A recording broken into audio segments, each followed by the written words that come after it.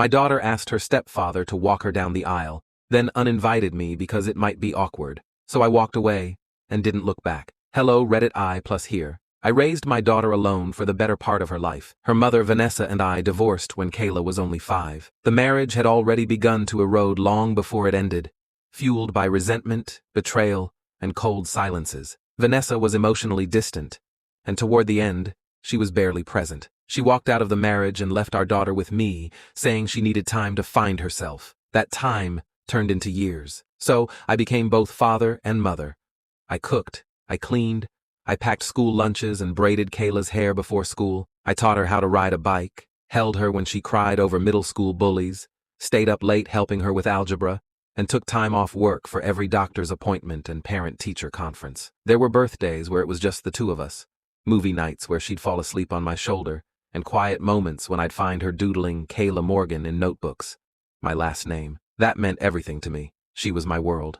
When Kayla turned 13, Vanessa suddenly reappeared, with a man named Daniel, tall, polished, corporate, wealthy. She said he was stable, that he had no kids of his own, and that he was eager to be a part of Kayla's life. I didn't trust the timing, but I also didn't want to be the kind of father who stood in the way. So I let Kayla spend more weekends with her mom and Daniel, thinking I was giving her more family, not losing her. Over the next few years, things shifted. Kayla started calling Vanessa Mom again, like it hadn't been a decade of absence.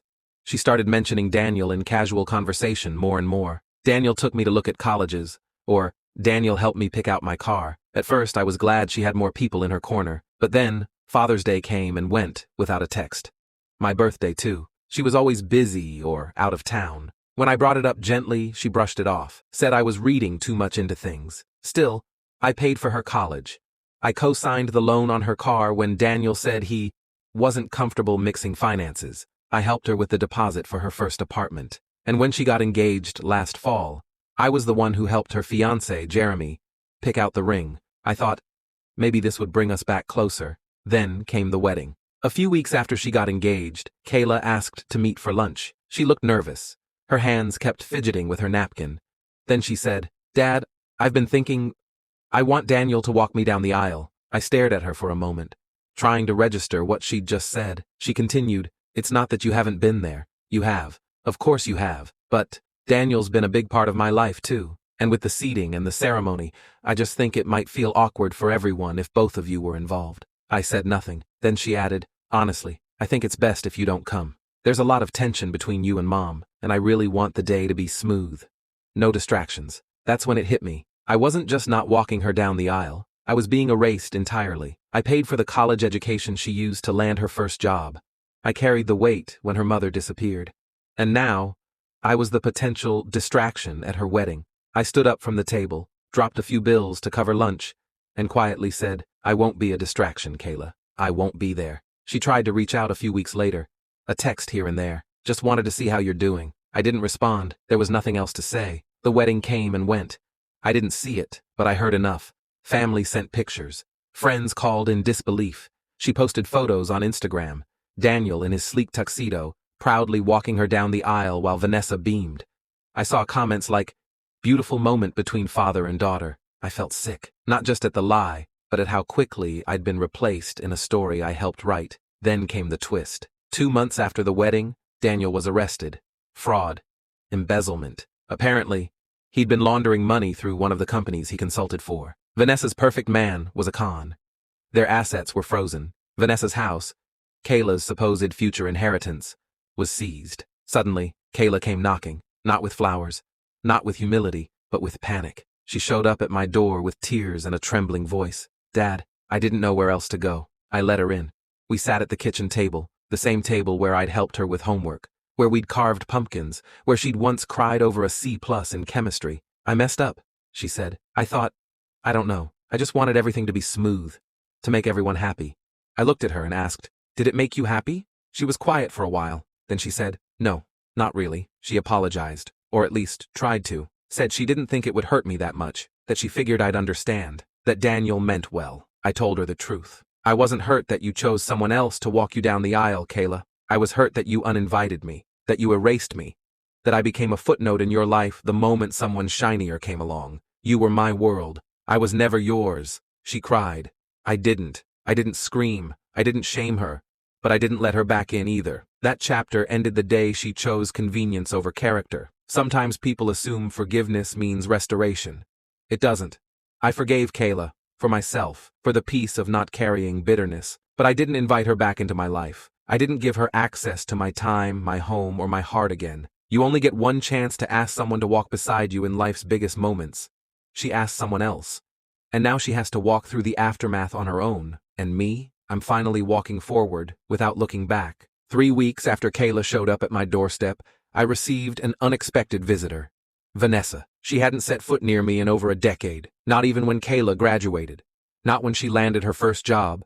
Not even when I was hospitalized for a minor heart scare 2 years ago. But now, here she was, dressed in modest beige, stripped of her usual arrogance, and carrying a familiar manipulative softness in her tone. She smiled, tight-lipped. I thought we could talk. I didn't invite her in. I stood in the doorway, arms crossed. She glanced around nervously. I know I'm probably the last person you want to see, but everything's fallen apart, and Kayla's really struggling. I said nothing. Vanessa exhaled like she was working herself up to something noble. She's made mistakes. So have I. But you were always the steady one, Michael. You're the glue. You've always been. I raised an eyebrow. Funny, when I was raising her alone, you didn't seem to care how steady I was. You were finding yourself in Bali or Tuscany or wherever Daniel's money took you. Her face tightened. I was confused back then. Daniel gave me structure, stability, until he didn't. I replied coldly. She paused. Kayla was afraid to disappoint you. That's why she didn't tell you sooner about wanting Daniel to walk her down the aisle. No, Vanessa, I interrupted. She wasn't afraid of disappointing me. She was afraid of not looking perfect, of acknowledging the inconvenient truth that the man who sacrificed everything for her wasn't dressed in a tailored suit or living in a gated mansion. She erased me for aesthetics, and you encouraged it. There was a long silence. Then she said it, the line that was supposed to reel me back in. We're family. We can fix this. That word, family. I tasted bitterness at the back of my throat. No, I said slowly. You don't get to call this a family just because your house of cards collapsed. You and Kayla made choices. I respected them. I stepped aside, silently, when I was asked to. Now you want me to fix what your pride broke? She's your daughter, Vanessa said sharply, her composure cracking. She was my daughter, I corrected.